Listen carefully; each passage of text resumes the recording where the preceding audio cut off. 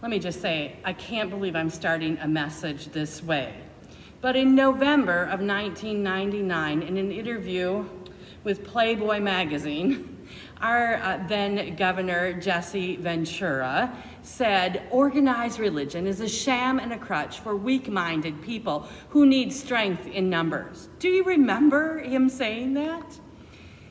He was tapping into what I think is a common theme of skeptics in all generations.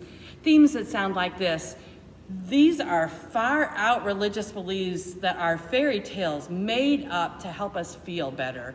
The Bible is full of stories told and retold generation after generation, but they are just that, stories.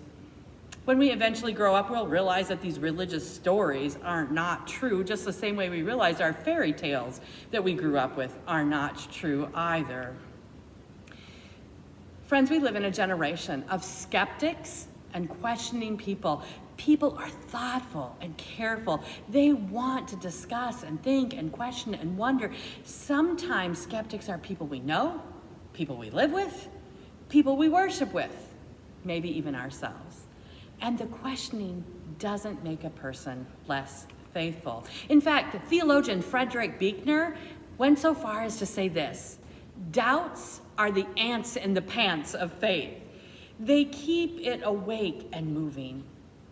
Doubts and questions are asked and contemplated and worked over, and they are studied and researched and thought over. And when we go through all of that kind of process, it keeps our faith alive.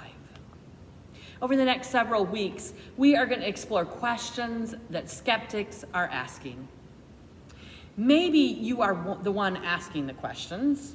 Maybe you are being asked the questions by others. Either way, thoughtful answers to serious questions are needed, are sought, are desired. And my hope is that at the end of each week, you will have an ability to answer the skeptic's question, not only with a statement of belief, of faith, but also with thoughtfulness and careful attention. So this week's question is an interesting one. Resurrection, true or fake news? It's a question you hear skeptics ask, isn't it? How could a thoughtful person in the 21st century think that the resurrection actually happened? Sure, there was a heavy stone being rolled away from the tomb. Sure, there was a dead body that went missing. Sure, there were stories floating around about people who saw Jesus after the resurrection. But how could anyone who is intelligent take in these facts and come to a conclusion that Jesus rose from the dead? Today we're going to explore why Jesus' resurrection is the most plausible answer to what happened to Jesus after he died. So in order for us to believe Jesus' resurrection is real, we must suspend a basic rule of our world, and that is that death is final. I mean, death tops the list of things we can count on, that and taxes, right? Our mortality cannot be avoided, only delayed. And we spend lots of time and energy trying to delay it. But every person will die one day. It's a rule of our natural world. So to say Jesus rose from the dead, we have to suspend our belief in that one natural rule in order to understand Jesus died and rose again. And yet that is the central claim of our faith, that one who has died was brought back to life. And Jesus as being brought back to life changed everything. Each person must decide whether or not they believe this central claim of our faith. Either it's true or it's not. Let's look at some logical possibilities to understanding the resurrection. We'll look at 4 of them today. There are others, but we'll just look at 4 today. First, that Jesus never existed in the first place. Second, that he didn't die on the cross. Third, that he died, but someone stole his body. And fourth, that Jesus' resurrection really did happen. First is the possibility that Jesus never existed in the first place. People argue that there's no archaeological evidence of Jesus' existence. And while that's true, the same thing is true of Socrates, the Greek philosopher. No one ever had archaeological proof of his life either.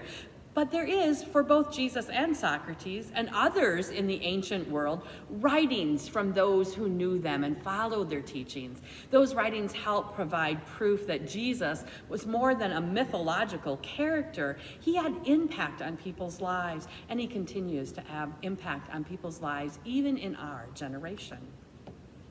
The second possibility we want to discuss is the possibility that Jesus didn't actually die on the cross. This provides an answer to how Jesus could have been seen alive weeks after the crucifixion, but the possibility that Jesus didn't die on the cross is an unlikely scenario, and let me tell you why. We have the accounts officials making sure that Jesus was dead.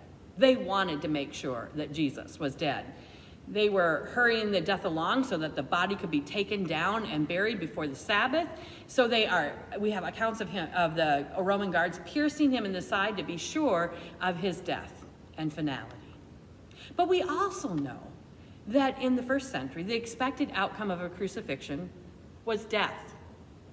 There is only one record of a crucifixion not resulting in death, and that happened because that crucifixion was interrupted and then the person was cared for by a medical person.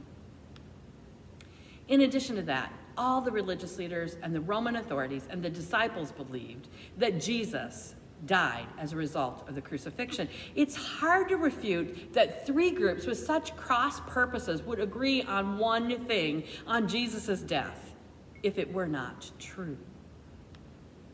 Another possibility tossed around is that Jesus did die, but after his death, someone stole the body from the tomb.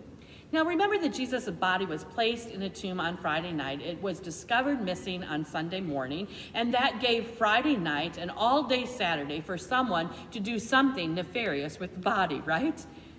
But who would have stolen the body and why? Some say the disciples stole the body, buried it somewhere else, and lied about the resurrection. They created an elaborate cover-up involving many, let's go with conspirators or witnesses to the resurrection, right? These seem unlikely for two reasons. That many conspirators agreeing on the same thing seems impossible, and that many of these conspirators were willing to suffer even to death for their cover-up. Some say someone from the Jewish leaders or the Roman government stole Jesus' body. Now, that also seems unlikely because the Jewish leaders and the Roman government needed to be certain of Jesus' death. As questions arose and stories of resurrection came out, they would have gone to great lengths to prove Jesus' death. They would have brought out the dead body to prove it if they had stolen it in the first place, all in an effort to silence the claims of resurrection. But that never happened. So we come to the possibility that Jesus' resurrection did happen. That Jesus' body was not in the tomb because the disciples were telling the truth. That Jesus had risen from the dead. And this is a plausible explanation. It explains everything except the improbability of resurrection. But it is the only possibility that explains the actions and the lives of the disciples after Jesus' death. It is the one that the disciples told and retold, sometimes at the expense of their very lives. Jesus rose from the dead, but of this possibility we have no proof. All we have is stories. But we have stories.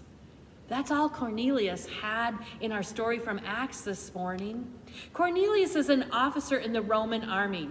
He was also a faithful person. He practiced his faith through worship and prayer and acts of service. He heard stories of witness to the resurrection, and he is a questioning kind of person. Perhaps we might call him a skeptic of his generation, and he wants to know more. So he sent some of his servants to get one of the first-hand witnesses to the resurrection, Peter. Now, when Peter arrives, he finds out that he's been called to report on the resurrection. He tells about Jesus' life and ministry. He tells about Jesus' death and his resurrection. He tells about those who had seen the risen Jesus, and he tells about his own experience of the risen Jesus. An authentic retelling, I'm sure, because I imagine he told Cornelius about the breakfast the risen Jesus served him on the beach. I'm sure he told Cornelius about Jesus' wondering, "Do you love me, Peter?" And he asked it 3 times. And I'm sure he told Cornelius about Jesus' commission to Peter that came 3 times also, "Feed my sheep." Through the telling of Peter's story and through the movement of the Holy Spirit, Cornelius comes to believe. He is convinced that the resurrection is true. He is so convinced that he and his family were immediately baptized. They became disciples and followers of Jesus, not based on irrefutable proof, not based on scientific fact, instead based solely on belief in Peter's witness, in his story.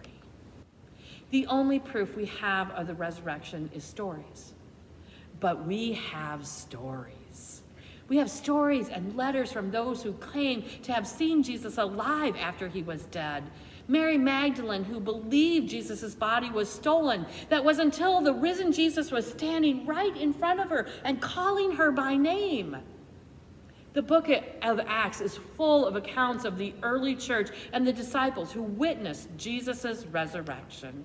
A witness and a testimony that disciples were willing to make even when their very lives were at stake. Witnesses like Stephen, who testified to Jesus' resurrection even as he was being stoned to death. And then there's Saul, who later became Paul. Saul participated in the stoning of Stephen. And yet one day, on his way to Damascus, he met the risen Jesus, and his whole life changed. He spent the rest of his life testifying to Jesus' resurrection, even to the point of his own death.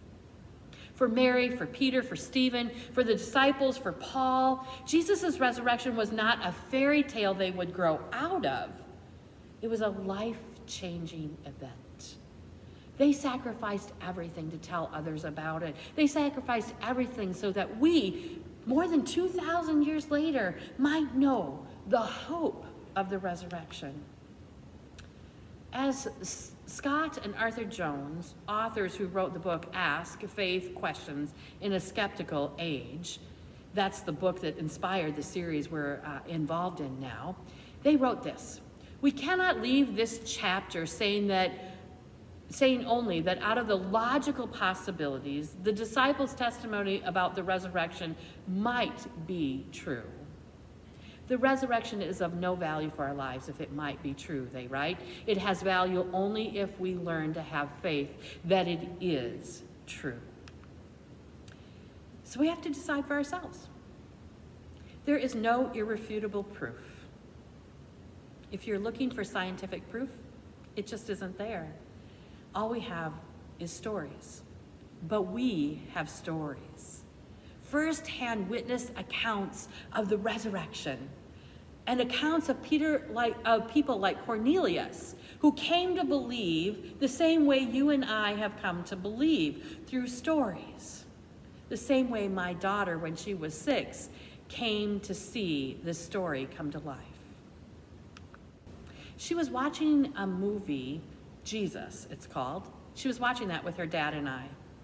And she watched carefully as Jesus was crucified and buried, and she knew the story and she knew what was coming next. And yet, when she saw it come to life on the screen, when she saw the risen Jesus walk from behind a tree and greet a grieving Mary by name, she exclaimed out loud to her dad, "Daddy, he's alive!"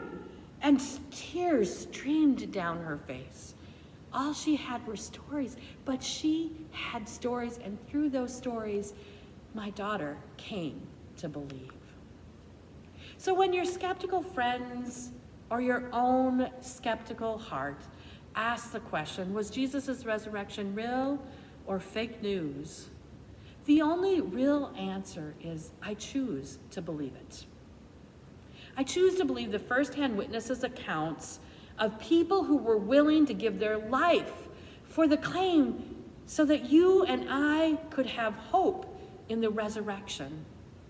I choose to believe because it's the only explanation that makes sense to me. I choose to believe that Jesus rose from the dead. I'm staking my life on it.